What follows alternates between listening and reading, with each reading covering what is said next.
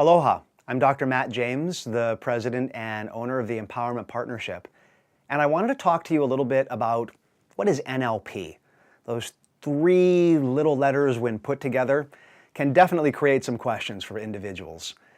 NLP, Neuro-Linguistic Programming, is an art and a science that was developed in the mid to late 70s by two individuals, Richard Bandler and John Grinder. Richard and John asked a powerful question. They asked an amazing question. Why is it that some people get results and other people don't get results? What's the difference? Why does one person who sits in a room and learns how to become a licensed marriage and family counselor, helps thousands of people, books written by this individual named Virginia Satir, and another person sitting in the exact same room, learning the exact same things, doesn't do anything? They asked a powerful question because our society has been largely based on this idea that if you learn A, B, and C, you should be able to produce a behavior that gets you a job, and you should be able to do something with that. And yet some people are game changers after learning ABC, and some people learn ABC and don't do anything with it. Richard Bandler and John Grinder asked this powerful question, and what they discovered is that the difference between a person who gets results is that they have a different way of communicating. Their communication with themselves, their communication with other individuals is on a whole nother level. They began to recognize that there are certain distinct things that individuals who are successful do that quite often are the opposite of what unsuccessful people do. Thus was born neuro-linguistic programming. The word neuro, neurology, your body. Linguistics, the language. And yeah, in the 70s, they used the word programming because, computer programming just came out and they thought it would be really cool to use the word programming. I remember when I began teaching this stuff in the 90s, when I was in my 20s, and a person came up to me and said, "I don't like that word programming. No one can program me." That wasn't really the idea. The idea behind it in the 70s was quite simple. Successful people know the programming language of the mind. Successful people know how to use their language to help other people tap into a deeper level of empowerment and results for themselves. If we were recreating NLP nowadays, it would be called neuro-linguistic apps. Everyone's pretty familiar with what an app is.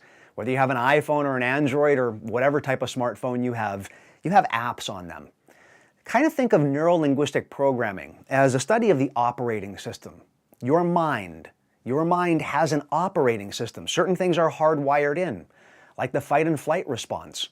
As a doctor of psychology, I can tell you, with some techniques like NLP alone, you can't disconnect the fight or flight response. There are some things that are hardwired into your neurology that you're just not going to be able to undo. Then there are other things that you believe are fixed and stuck, and yet they're not. People can change habits instantaneously. People can shift their way of thinking, let go of negative emotions and limiting beliefs. In the 80s, NLP became pretty popular through an individual named Tony Robbins. Many of you have heard of Tony Robbins. He got his start in neuro-linguistic programming. When I was 11 years old, I took a NLP intro weekend with him. Ended up taking a practitioner training when I was 13 and a master practitioner training with Richard Bandler when I was 15 years old. Delved into this stuff really early, fell in love with it. In the 90s, we began to refine the technique. Didn't just look at people like Milton Erickson, Fritz Perls, Virginia Satir. We began to expand out, looking at people who were successful in business, people who are successful in relationships. The one thing that NLP gives us is a technique called modeling. NLP is basically just a series of modeled behaviors. Find a successful person, discover how they do what they do, learn how to incorporate that in yourself, and be able to teach that to others. By the late 90s, we had refined the technique pretty sufficiently where we had gotten rid of, in our company, the Empowerment Partnership, we had gotten rid of the things that don't really work or that you wouldn't be able to prove scientifically. Really focused in on the things that were helping people get results. We developed a technique called mental and emotional release, which I'll talk about in another video. A technique specifically designed to help people let go of baggage and limiting beliefs. I went back to school, I became a doctor of psychology, delved into the mind, looked at it from a alternative and complementary, from a traditional psychology, from a medical perspective. My degree is in integrative psychology, and discovered this huge, vast base of research, not just on NLP, but on related modalities that validate how powerful these techniques are. I know there are websites out there. I get this from my students all the time. Have people show up in trainings. I was just teaching up in Toronto. We had a group of about 100 people there, an amazing group of people. And this one lady walks up to me and she says, I went on this website and it says all these awful things about NLP, but I decided to come to the training anyway. She said, your aloha shirt was pretty, so I thought I'd come. And so I was like, all right. And she said, but why does this website say such negative things? And quite frankly, I don't know. There are people out there that say negative things about psychology, about medicine, about everything for that matter. As a doctor of psychology, I can tell you that some of the early research was done 10, 15 years ago. In 2006, a guy by the name of Wood studied NLP-based rapport techniques and was able to measure that NLP-based rapport techniques create more trust with someone in comparison to not using them. So in other words, when you use a technique that helps to establish rapport, and rapport is a fancy way of saying opening up the line of communication. When you use NLP-based rapport techniques, you can actually increase trust with someone in comparison to not using it. That was actually published in a peer-reviewed journal back in 2006. Since then, we have clinical research on many of the techniques that we teach, academic research, and the list goes on and on. The trainings that we teach are not meant to be academic. They're meant to be for you, to teach you basically how successful people operate. That's how I begin every single one of the trainings since I've been teaching in the 90s. I begin with a very simple thing. NLP is how do you, as an individual, become more successful by communicating better with yourself and having more effective communication with other people.